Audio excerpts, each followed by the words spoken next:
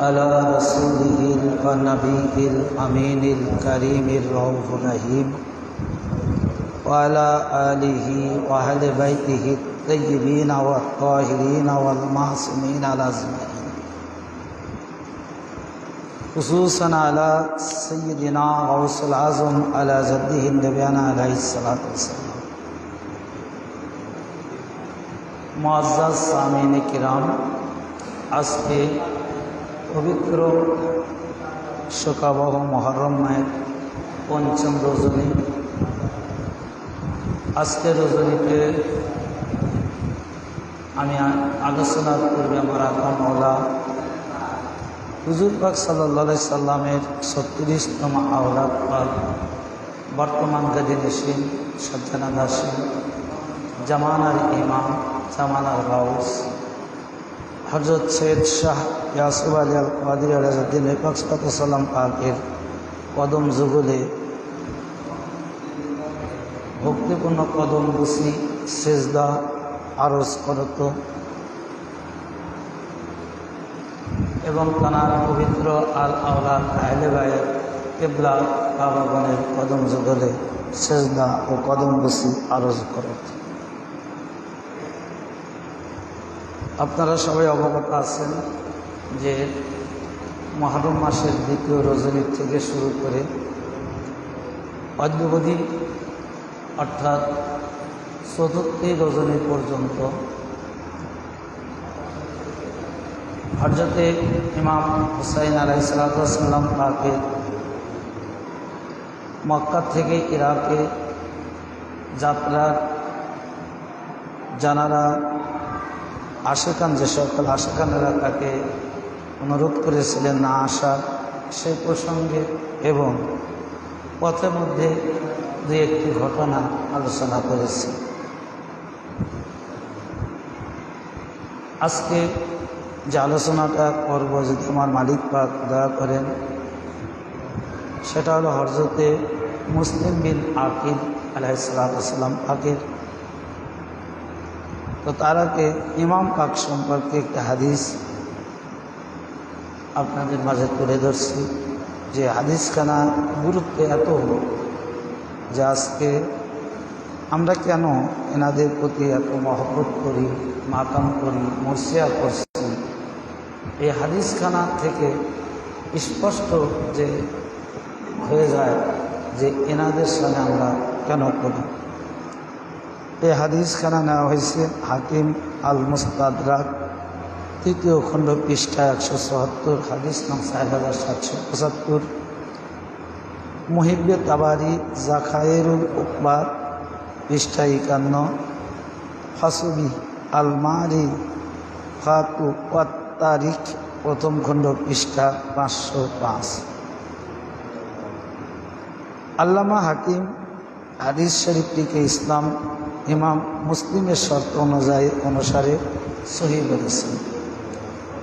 আর হাদিসখানা রাবি হচ্ছে হযরতে আব্বাস ইবনে আব্বাস রাদিয়াল্লাহু তাআলা আন ওয়ালা ক্বালা রাসূলুল্লাহ সাল্লাল্লাহু আলাইহি ওয়াসাল্লাম লাউ আন্না রাজুলুন সাববাইনা আরকান আল মাকাম ওয়া সাল্লা ওয়া সাম সুম্মা লাকি আল্লাহু ওয়া হুয়া মুবগাদ লি আহলি বাইত মুহাম্মদ দাখালান নার। অর্থাৎ হাদিসখানা হচ্ছে হযরত আব্দুল্লাহ ইবনে আব্বাস রাদিয়াল্লাহু তাআলা আনহু হতে বর্ণিত। তিনি বলেন, রাসূলুল্লাহ সাল্লাল্লাহু আলাইহি ওয়াসাল্লাম ইরশাদ ফরমাইছেন, যদি কোনো ব্যক্তি কাবার পাশে রকনে ইয়ামিন ও মাকামে ইব্রাহিমের মধ্যবর্তী স্থানে দণ্ডায়মান হয়ে নামাজ পড়ে এবং সেই সঙ্গে রোজাও রাখে, অতঃপর এই অবস্থায় আল্লাহর সঙ্গে তার মোলাকাত হয় যে মুহাম্মদ সাল্লাল্লাহু আলাইহি সাল্লাম এর আহলে বাইত পাকের সাথে দুশমনি রাখত, তাহলে সে জাহান্নামে প্রবেশ করবে। অর্থাৎ এই হাদিসখানা যে রকনে ইয়ামিন অর্থাৎ খানায় কাবার একেবারে নিকটবর্তী, অর্থাৎ খানায় কাবা সামনে করে নামাজ পড়ছে। আবার ওই নামাজ পড়া অবস্থায় রোজা আছে, ওই নামাজ পড়া অবস্থায় কি আছে? রোজা আছে। অর্থাৎ এইভাবে ইবাদত বন্দেগী করার পরেও, রুকনে ইয়ামিনে নামাজ পড়ার পরেও, রোজা রাখার পরেও সে কখনো জান্নাতে প্রবেশ করবে না যদি তার হৃদয়ের মধ্যে আহলে বাইত তথা ইমাম পাকদের মহব্বত না থাকে। হাদিস। তাহলে ইমাম পাকদের মহব্বত কতটা জরুরি, যে আজকে আমরা মাতাম করছি, মার্সিয়া করছি, কেন করছি ভাই? যে এনাদের মহব্বতটা কত জরুরি, যে ইমাম পাকদের ভালোবাসা হৃদয়ের মধ্যে না থাকলে, আহলে বাইতের মহব্বত হৃদয়ের মধ্যে না থাকলে আপনি যত ইবাদত করেন না কেন, কোনো ইবাদতই আপনার আল্লাহ কবুল করবে না। অর্থাৎ আপনার সকল ইবাদত বরবাদ হয়ে যাবে, নষ্ট হয়ে যাবে, আপনি একে জাহান্নামে প্রবেশ করাবেন। এ রাসূল পাকের হাদিস। হাদিসের রাবি হচ্ছে কি? হযরত আব্বাস রাদিয়াল্লাহু তাআলা আনহু। তাহলে এখন বুঝুন ভাই, যে আজকে আমরা যে মাতাম করছি, মার্সিয়া করছি, ইমাম পাকদের স্মরণে যে কাজগুলো আমরা করি, মুহররম মাস আসবে, আমরা কেন করি? এখন এই হাদিস থেকে স্পষ্ট প্রমাণ হয়ে গেল। আর দুঃখ পেয়ে কার জন্য করে? এই যে মুহররম মাস চলছে, এই এলাকার মধ্যে কত মানুষ রয়েছে, অধিকাংশই কিন্তু মুসলমান। তাহলে মুসলমান অধিকাংশ, আর এত মুসলমান থাকার পরেও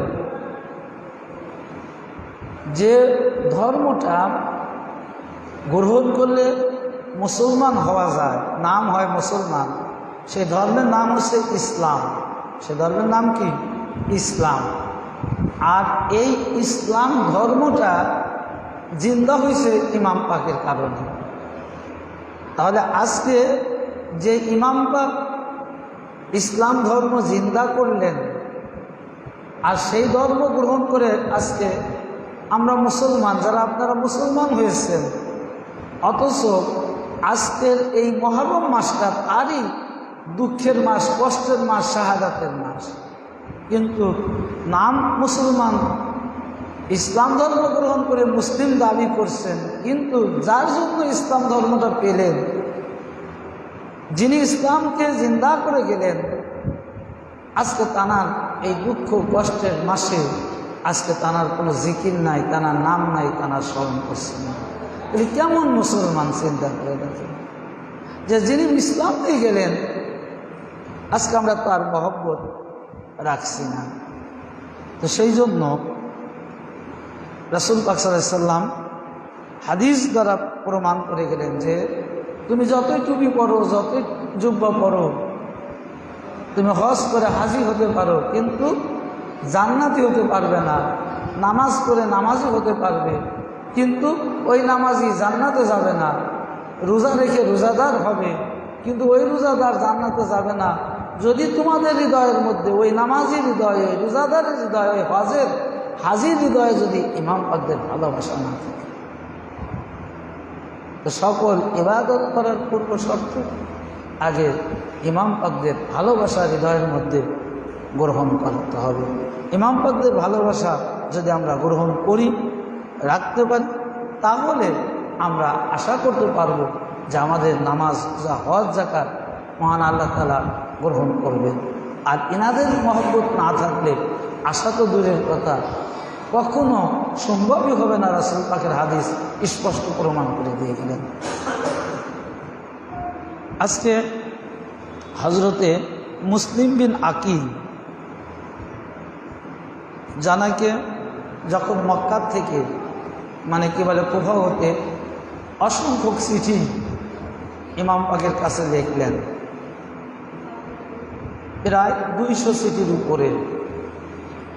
তো এই চিঠি পাওয়ার পরে তো ইমাম পাক চিন্তা করলেন যে তাহলে আমি কুফাতে যাওয়ার আগে একজন লোক প্রেরণ করি, একজন দূত আমার পক্ষ থেকে কুফার উদ্দেশ্যে প্রেরণ করি, আর তিনি ওখানে গিয়ে দেখুক যে কুফার জনগণ প্রকৃতপক্ষে আমাকে চায় কিনা, ওখানকার অবস্থা পর্যবেক্ষণ করার জন্য।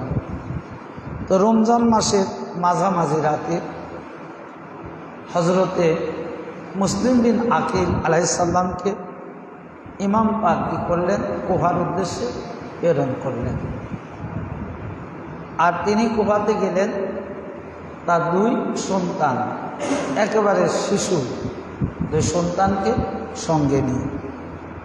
ঠিক যখন ইমাম পাক 9 জিলহজ আরাফাতের ময়দানে সকল মানুষ জামায়াত হয়, অর্থাৎ 60 হিজরিতে, কারণ 61 হিজরিতে ইমাম পাক শাহাদাত লাভ করেন, মুহররম মাস শুরু। আর 61 হিজরির পূর্বে যে জিলহজ মাস সেটা ছিল 60 হিজরি।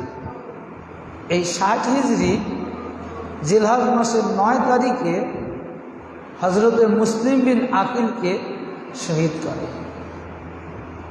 আর সেই শহীদেরই ঘটনা যে কেমন দেখেন যে আল্লাহ তাআলা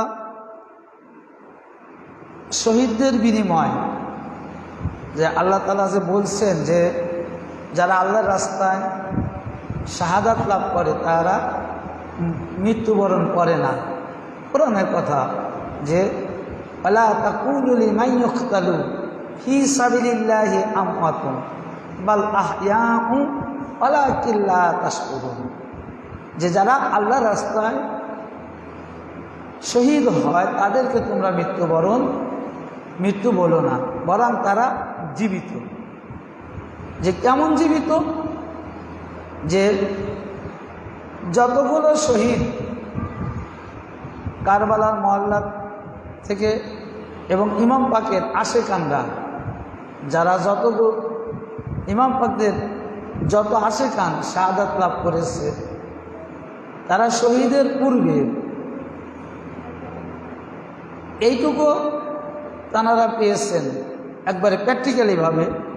সেটা হলো যে হুজুর পাক তাদেরকে সশরীরে তাদের সামনে হুজুর পাক হাজির হয়েছে এবং তাদের জন্য যে জান্নাত নির্ধারিত হয়েছে, তাদের যে জায়গা জান্নাত, এটা হুজুর পাক খোঁজ খবর দিয়েছেন প্রত্যেকটা আশেকানা হুসাইনের শহীদের পূর্বে। যেমনটা মুসলিম বিন আকিল আলাইহিসসালামের শাহাদাতের পূর্বে। তো হজরতে মুসলিম বিন আকিল সর্বশেষ তবিবির ঘরে তিনি আশ্রয় নিয়েছিলেন। আর এই তবিবি তিনি আহলে বায়তের প্রেমিক ছিলেন, আশেকান ছিলেন। তো তিনি কি করলেন, ইমাম পাক অর্থাৎ মুসলিম বিন আকিল আলাইহিসসালামকে একটা পুরাতন ঘর, তার বাড়িতে একটা পুরাতন ঘরের মধ্যে তাকে আশ্রয় দিলেন এবং রাখলেন। ওখানে সেবা যত্ন করলেন, ওখানে খাবার দাবারের ব্যবস্থা করলেন। তো মাঝরাতে ওই বিবির যে একটি সন্তান, তার নাম ছিল বিল্লাল। তো এই বিল্লাল ছিল ইমাম পাকদের দুশ্মন, আহলে বাইতের দুশ্মন, হযরত ইমাম হুসাইন আলাইহিস সালামের দুশ্মন ছিল। তো উনি দেখছে যে তার আম্মা গভীর রাত্রে কি করছে, ওই পুরাতন কামরার মধ্যে একবার যায় একবার আসে, এবং কয়েকবার যাওয়ার পরাকালে তিনি খেয়াল করে যে বিবি একবার হাসে, হঠাৎ করে হাসতেছে, আবার হাসা বন্ধ করে অজরে কান্না করতেছে, অজরে কি কান্না করতেছে। তা এই জিনিসটা বিল্লাল লক্ষ্য করছে এবং বিল্লালের মনে সন্দেহ হলো যে কি ব্যাপার, মা তো কোনোদিন ওই ঘরের দিকে যায় না, আর ওই ঘরেতে যখন যাচ্ছে এর আলামতও তো অন্যরকম, যে ঘরের দিকে যায় একবার কান্না করে আবার হাসে, কারণ কি? তখন বিল্লাল তার আম্মাকে জিজ্ঞাসা করলো যে মা, তুমি তো কোনোদিন ওই ঘরের দিকে যাও না, আর আজকে ওই ঘরের দিকে যাচ্ছ, যাওয়ার পরে আমি দেখতে পেলাম যে একবার হাসো একবার কান্না করো, এর কারণ কি? ও ঘরের মধ্যে কি আছে যে কান্নারই কি কারণ হয়, আবার কান্না বাদ দিয়ে হাসো, হাসিরই কারণ হয়? তখন বিবি বিল্লালকে কসম কাটালেন। দেখেন যে কত বড় হারামি। আচ্ছা, আজকে আসলে এনাদের এই দুশ্মনে হারেবায়ত যাদের মধ্যে রয়েছে, তারা যে কতটা নিকৃষ্ট, কতটা মুনাফিক, যে প্রত্যেকটা ঘটনা দ্বারা এটা বোঝা যায়। আর সবচেয়ে বড় কাজ হলো ওদের এই দুশ্মনে আহলেবায়াতের সবচেয়ে বড় যে কাজ ছিল সেটা হলো বিশ্বাসঘাতকতা করা, ওয়াদা বরখিলাপ করা। সেটাই ঘটনা দ্বারা প্রমাণ হবে যে ওরা যখন বিপদ দেখে তখন ওরা শান্তির বাণী করতে চায়, ওরা তখন যুদ্ধ বন্ধ করে চুক্তি করতে চায়, কিন্তু পরক্ষণে যখন ওদের বিপদ কেটে যায় ওই চুক্তির কথা আর ওরা মনে রাখে না, কারণ ওরা তো মুনাফিক, মনে রাখবে কি করে? তো তখন বিবি ওই বিল্লালকে শপথ করাইছে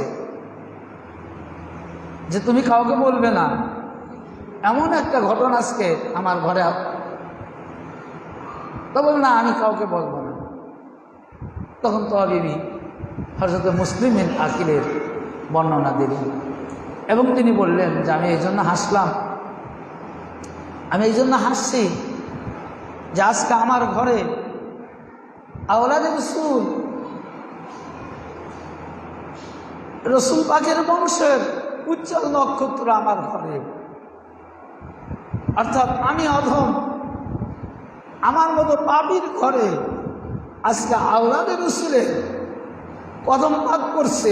এই জন্য এই খুশিতে আমি হাসি যে এটা কত বড় নিয়ামত। আসলে আওলাদে রসুল পাকের কদম পাক যেখানে পড়ে সে জায়গাটা পবিত্র হয়ে যায়, এটা সবার ভাগ্য হয় না।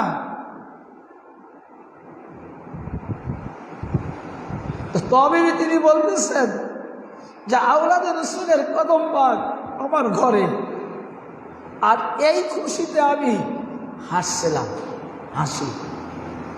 আর কান্না করি কেন জানো? বলে কান্না করি এই কারণে যে আজকে আওলাদে রসুল যিনি আমার ঘরে কদম পাক রেখেছেন, তার চতুর্দিকে সবচেয়ে বড় মুসিবত, বড় বিপদগ্রস্ত অবস্থায় আজকে তিনি আমার এই ঘরে আশ্রয় রয়েছে। কিন্তু আফসোস হয় যে আমি এই মুসিবতের সময় তার জন্য কিছু করতে পারছি না, তাকে সুন্দরভাবে শান্তিতে তাকে মদিনার দিকে পাঠানোর সুব্যবস্থা করতে পারছি না। আর এই দুঃখ কষ্ট যখন আমার হৃদয়ে জাগে তখন আমার চোখ দিয়ে পানি ঝরঝর করে চলে আসে, তখন আমি কান্না করি। তাই বিল্লাল কোনো মতো রাতটা পার করছে, আর রাতে ঘুম নেই ওর। তো কোনো মতো রাতটা পার করে তখন ও আর লোভ সামলাইতে পারেনি। তখন সকালবেলা ও কি করলো, রওনা হলো জিহাদের বাড়ির দিকে, জিহাদের দিকে, এবং মুসলিম বিন আকিলের সন্ধান দেওয়ার জন্য। আর যখন সকালে ও রাস্তায় বের হলো এই বিল্লাল, তখন জিহাদের পক্ষ থেকে মাইকিং করা হচ্ছে, এলান দেওয়া হচ্ছে কি যে যারা মুসলিম বিন আকিল আলাইহিস সালামকে যারা আশ্রয় দিবে যে ঘরে, ওই ঘর বরবাদ করে দেওয়া হবে, ওই ঘর ধ্বংস করে দেওয়া হবে, এবং যারা দিবে তাদেরকেও কি করা হবে, ধ্বংস করে দেওয়া হবে। আর যারা মুসলিম বিন আকিল আলাইহিস সালামকে সন্ধান দিবে তাকে 1000 দিরহাম পুরস্কারে দেওয়া হবে। এই এলান, এই ঘোষণা জিয়াদ দিয়ে দিল সকালে। আর এই ঘোষণা যখন শুনল বিল্লাল, তখন বিল্লাল দেখলো যে আমার ঘরে মুসলিম বিন আকিল আছে, যদি এটা জানতে পারে তাহলে আমার ঘর শেষ করে দিবে, ধ্বংস করে দিবে, আমাকেও শেষ করে দিবে। তার চেয়ে ভালো আমি সংবাদটা জিয়াদের কাছে দিয়ে দিই, আমার ঘরও নিরাপদ হোক, আমিও নিরাপদ থাকি, এবং পুরস্কার হিসেবে 1000 দিরহাম পেয়ে যাব। তো সেই লোভে জিয়াদ কী করল, আর চিন্তা না করে সে আব্দুর রহমান বিন মোহাম্মদ বিন আশরাস এর নিকট সকল কথা খুলে বলল। আর মোহাম্মদ বিন আশরাসকে বলল, রহমানকেও বলল। অতঃপর মোহাম্মদ বিন আশরাস আব্দুর রহমান ইবনে জিয়াদের নিকট সব কথা খুলে বলল। খুলে বলার পরে তখন জিয়াদ 300 সৈন্য মোতায়েন করল হজরতে মুসলিম বিন আকিলকে গ্রেপ্তার করার জন্য, ধরে আনার জন্য। তখন তওয়া বিবির ঘরে হজরতে মুসলিম বিন আকিল ফজরের নামাজ পড়ার পরে কিছু সময় তিনি তাসবিহ তাহলিল করতেছিলেন।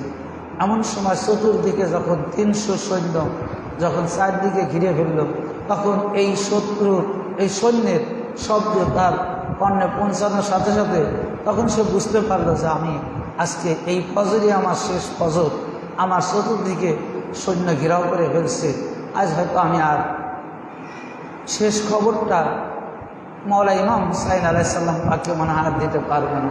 তখন তিনি তার কোমর থেকে খোলা তলোয়ার বের করে তখন তাদের সাথে মোকাবেলা করলেন, যুদ্ধ করলেন।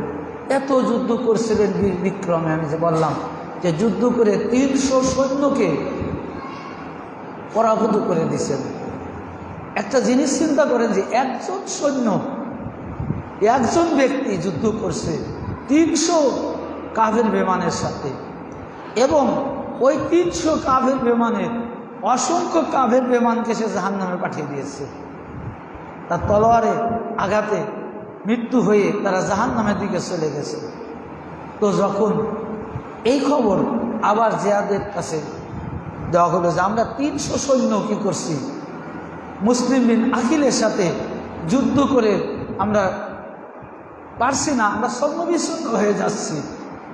তখন এই ওবায়দুল্লাহ জিয়াদ তারা কি করলো, এই জিয়াদ আব্দুর রহমান ইবনে জিয়াদের নিকট যখন এই কথা বলল, তখন জিয়াদ বলল যে তোমরা তাহলে যুদ্ধ করা বাদ দাও, যুদ্ধ বন্ধ করে তার সাথে সন্ধি করো, তার সাথে সন্ধি করো। তো তখন তার সাথে সন্ধি করতে গেল, কিন্তু মুসলিম বিন আকিল তিনি জানতেন যে এই সন্ধিতে আমার কোনো কাজে আসবে না, এই সন্ধি আমার কোনো কি হবে না, আমার কোনো কাজে আসবে না। তখন তাকে বন্দি করা হলো, পিছন থেকে একটা আঘাত করে হজরতে মুসলিম বিন আকিলের মাথায় আঘাত করার পর তখন তিনি খামোশ হয়ে গেলেন। আর ওই অবস্থায় কি করা হলো, জিয়াদের নিকট মুসলিম বিন আকিলকে নিয়ে যাওয়া হলো। আর এখানে দেখেন আজকে কীরকম কথা বলতেছিলেন, যে যখন জারির বলেন যে মুসলিম বিন আকিল আলাইহিস সালাম মোহাম্মদ বিন আশকে বলেছিলেন যে আল্লাহ শপথ, আমি কখনো আত্মসমর্পণ করতাম না যদি না তোমরা আমাকে নিরাপত্তার অঙ্গীকার দিতে, তাই আমাকে নিরাপত্তা দাও তোমার তরবারিটি দিয়ে, যেহেতু তোমার অঙ্গীকার ভঙ্গ করা হয়েছে। এরপর তারা তাকে প্রসাদের ছাদে নিয়ে গেলেন। ছাদে নিয়ে যাওয়ার পরে তখন হজরতে মুসলিম বিন আকিল তিনি আল্লাহর কাছে ক্ষমা চাইলেন, আল্লাহর প্রশংসা তাসবিহ করলেন। অর্থাৎ এমন একটি জায়গাতে নিয়ে যাওয়া হলো যে জায়গার নিচে, অর্থাৎ কি যে খুবই খারাপ জায়গা ছিল, সেই জায়গাতে নিয়ে যাওয়া হলো। নিয়ে যাওয়ার পরে তখন মুসলিম বিন আকিল আলাইহিস সালাম খুবই পিপাসর্ত ছিলেন। পিপাসর্ত থাকার কারণে তখন তিনি 1 পেয়ালা পানি চাইলেন। তখন তাকে 1 পেয়ালা পানি দেওয়া হলো। যখন প্রথমবারে 1 পেয়ালা পানি দিল, ওই পানি তিনি আর পান করতে পারলেন না। তানার মুখ দিয়ে যে রক্ত হিনকি বের হয়ে ওই পেয়ালা ভরে গেল, তখন ওই পানি তিনি ছেড়ে দিলেন। দ্বিতীয়বার আবার তিনি পানি চাইলেন, তৃতীয়বার পানি ওই একই অবস্থা হয়ে গেল। তৃতীয়বার যখন পানি দিলেন ওই একই রকম রক্ত দ্বারা ভরপুর হয়ে গেল।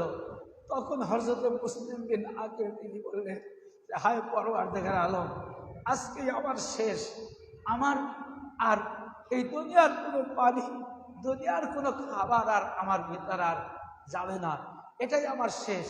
তখন তিনি চোখ বন্ধ করে হযরতে রাসূলের পাক সাল্লাল্লাহু আলাইহি সাল্লামের রওজা মুবারকের দিকে তাকিয়ে বলছিলেন যে, হে ইয়া রাসূলুল্লাহ, ইয়া হাবিবাল্লাহ, হুজুর, এই কঠিন অবস্থাতে দাঁড়িয়ে যদি আজকে ইমাম পাককে যদি আমি এই খবরটা দিতে পারতাম যে ইমাম পাক যেন কারবালার অর্থাৎ কুফার দিকে না আসে, কিন্তু আফসোস আমি শহীদ হয়ে যাচ্ছি, শহীদ হবার পূর্বে আমি এই সংবাদটা ইমাম পাকের কাছে দিতে পারলাম না।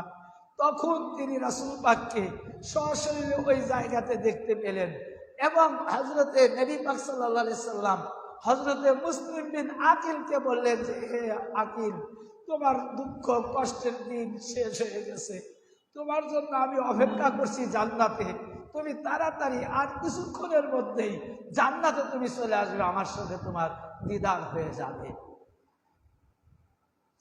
অতবার বাকার নামে একটা লোক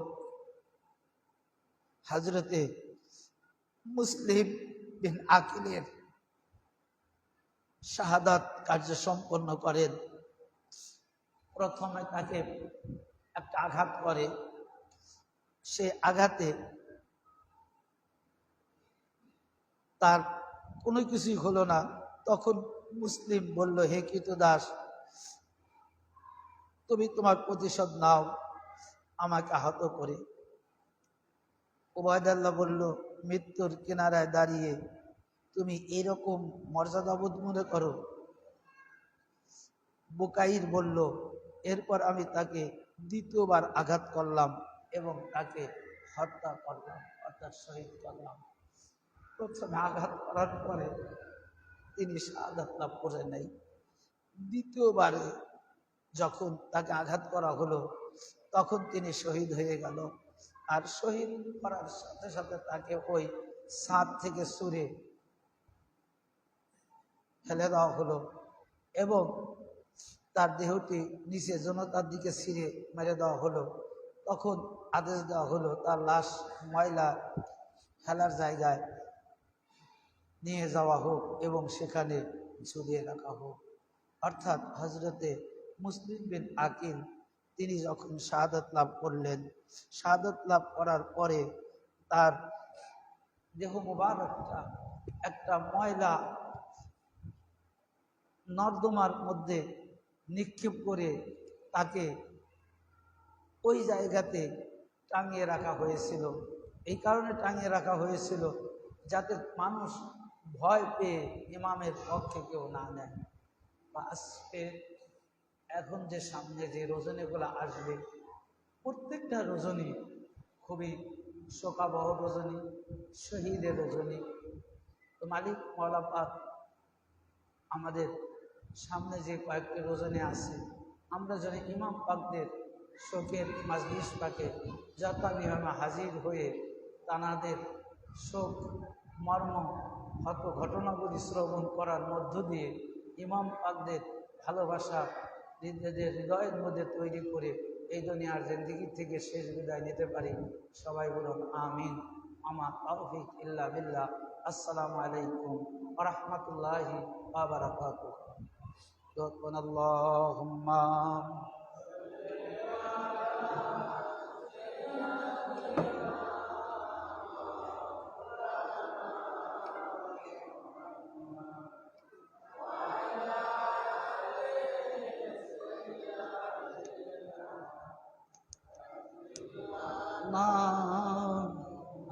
محمد اللهم صل على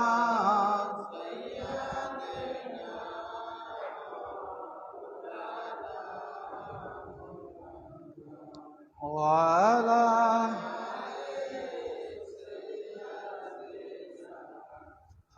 कभी मातम गुजारे अहले बायत ये वक्त सलाम है हम आशिका अहले बायत ये वाजिब कम है